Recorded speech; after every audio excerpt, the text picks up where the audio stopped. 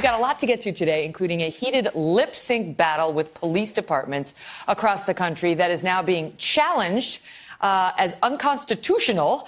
And then the latest on Sacha Baron Cohen's newest controversial characters. Joining me now to discuss what's making the rounds today, please help me welcome NBC News' Stephanie Gosk and Jacob Soboroff, and the co-host of PBS's In Principle, Amy Holmes. Okay, so of course, everything's got to be turned into something, wrong, right, or bad. Crandall, Texas Police Department finds itself under fire today. Have you seen this police lip-syncing challenge that's going around? They did a nice job. It's awesome. Yeah, I mean, it's actually really sweet, and it shows cops having a good time, and I think it's meant to humanize them, and they do a good job. Here's some, look. Yeah, there's some fun little moments where you see the police giving it their all, and so the way it works is one department passes it to another department, the challenge, and they're actually really good, the lip syncing. Okay, so Crandall, Texas gets it, the police department, and they decide to sing God's Not Dead from the movie of the same name, which, by the way, starred Cassidy Gifford, Kathy Lee's daughter. Yep. I didn't even know that. Anyway, now the Freedom from Religion Foundation is saying it's unconstitutional.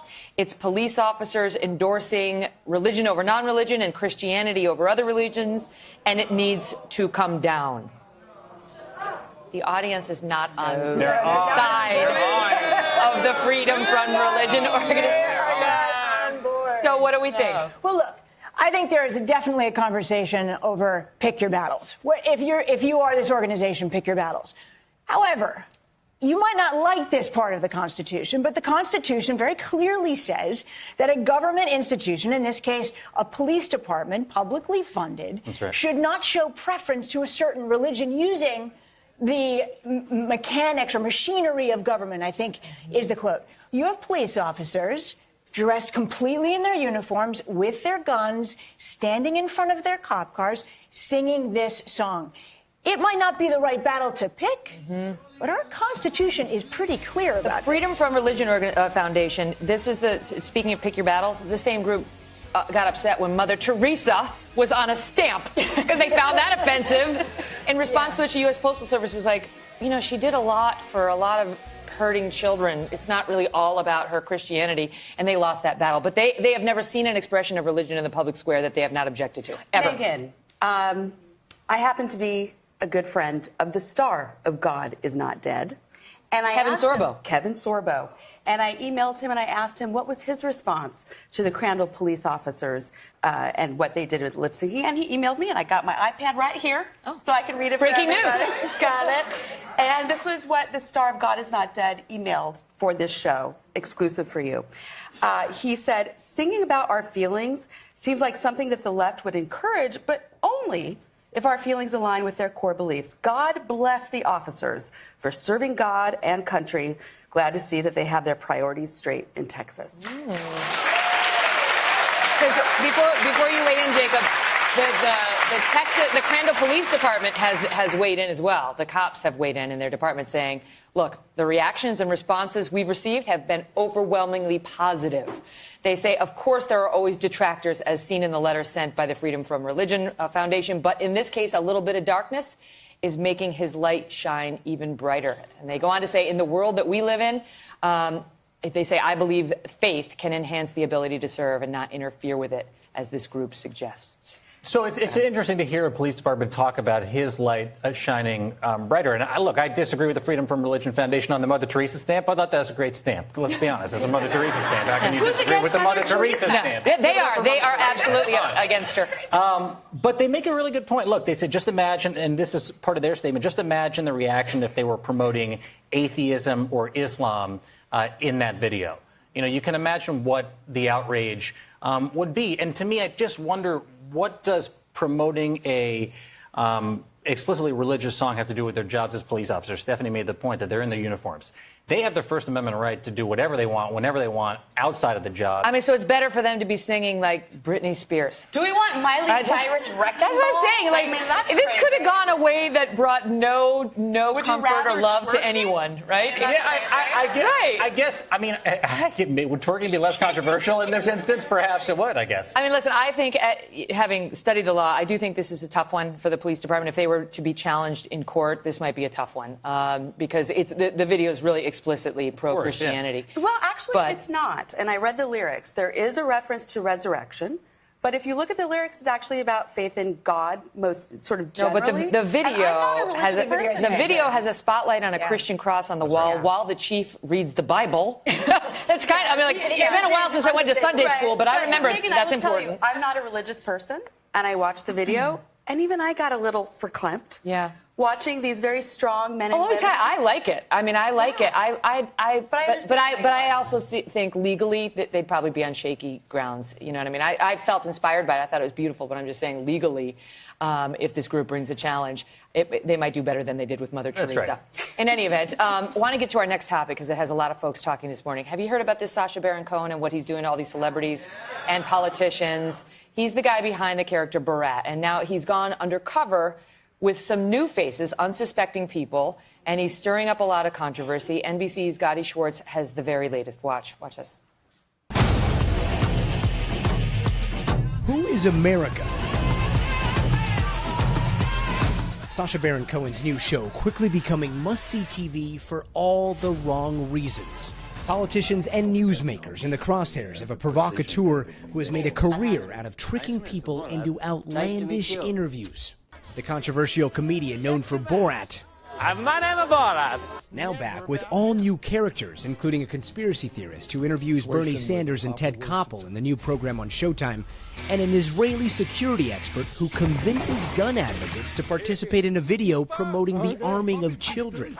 Just remember to point Puppy Pistol's mouth right at the middle of the bad man. On Sunday, Cohen and his terrorism expert disguise gave a fake training class to Jason Spencer, a Republican state lawmaker from Georgia, telling him to scream a forbidden N-word to ward off a terrorist attack. Are you crazy? The N-word is noonie, not this word. This word is disgusting. Got it. Back in 2016, Spencer came under fire for proposing a ban on burqas. Cohen telling Spencer to try checking for explosives under a burqa by upskirting people while posing as a Chinese tourist. Ho Chi Minh City? Oh, no. Thank you. Red Dragon chopstick? He also convinced Spencer to drop his pants, saying terrorists would be scared of becoming gay. I'll touch you with my buttocks. I'll touch you. You better drop the gun or I'll touch you. USA! Immediately after the show, Spencer facing calls for resignation. The governor of Georgia saying there is no excuse for this type of behavior ever. Spencer apologized for some of his language, saying in a statement, "They took advantage of my fears that I would be attacked by someone inspired by the vile rhetoric used against me." But the Georgia lawmaker refusing to step down. There's a lot to unpack in there, right? There's a lot to unpack. Or undressed. Can I just tell you, the whole thing makes me feel uncomfortable. It makes me feel uncomfortable. To me, Sacha Baron Cohen seems like a bully. If this was done in the schoolyard where you lured somebody in under false pretenses just to humiliate them and then make them a national laughingstock, we would call that person a bully. Except it's public officials. And if you're a public official, you open yourself up to that. This is not just, Joe Blow down the street. This guy was an elected Georgia state official. And I'm sorry. I'm not defending maybe him. I would be just duped saying by I feel uncomfortable about what was done to him. Maybe I would be duped by Sacha Baron Cohen. However, if I was in a room with him and he said to me, the only way you're going to fight off the terrorists if you drop your pants and run around, I'd say, I don't think so. Probably not a great idea. You'd be exposed in more ways than one. And you know what? The other thing that he's doing. First of all, I want to say this guy was loving it. He was cracking up while we were watching the videos. He does not want that called out. But he's exposing really important fault lines in our society. No pun intended. Thank you. The guys saying the N-word unprompted, running around in this particular segment. And Sacha Baron Cohen is, yes, in disguise, but there are cameras all around us. It's not like I'm sitting here with you all not realizing that there are 7 or 8 cameras around us at all times. It's like... It doesn't strike you at all as mean I think he's a genius. I mean, I actually think Sacha Baron Cohen is a genius, and he's exposing people for the truth of who they really are. Is it deceitful? I mean, sure, but these are who these people are, and these are what these people truly believe. You know, I'm a patriot. I love my country, but there is no way someone could trick me to pull down my pants. No, me neither.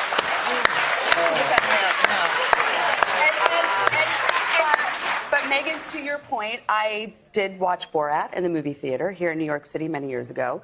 I liked the first half when he was pulling these pranks on public officials. I didn't like it when he was doing it to civilians. And I think that there is a differentiation to be made here.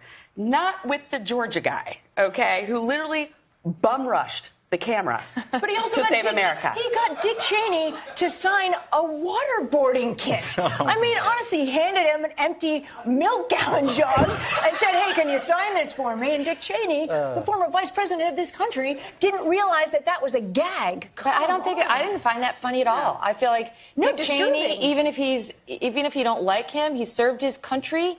He made a lot of personal sacrifice in doing that job, and I don't think he deserved that. I just feel, to me, it's like paid bullying, and it's not my cup of tea. I'm not saying, Showtime needs to pull it, but it just makes me uncomfortable. And to me, it's like the further deterioration of how we treat one another, and we just laugh and laugh and laugh while our fellow human beings humiliate themselves and let's also get face humiliated. it, sometimes he's basically shooting fish in a barrel. Yeah. which Oh, I know, exactly. Like, how hard is it to humiliate a public official? I mean, this guy was like, he was begging for it. Obviously not that Okay, time. quickly, go I was ahead. just going to say, if laughing is the way that we're all going to have to, address issues like waterboarding, then so be it. I mean, Sacha Baron Cohen, I think, is providing a service to everybody by making us uncomfortable and making us realize some of the darker parts of our We didn't know about society. waterboarding before he got to Dick Cheney? But look, we might not have talked about it in that way and seen Dick Cheney please. react in that way Oh, ever come before. on. I think so. I don't think it added anything. But Fair enough. I'll give you the last word. Fair enough. Okay, which is fair enough. Sacha Baron Cohen, Showtime, neither responded to our request for comment, but they're getting a lot of free publicity out of all of this. Nonetheless, we thought it was worth talking about. We'll be right back. Hello, Today fans. Thanks for checking out our YouTube channel. Subscribe by clicking that button down there and click on any of the videos over here to watch the latest interviews, show highlights, and digital exclusives.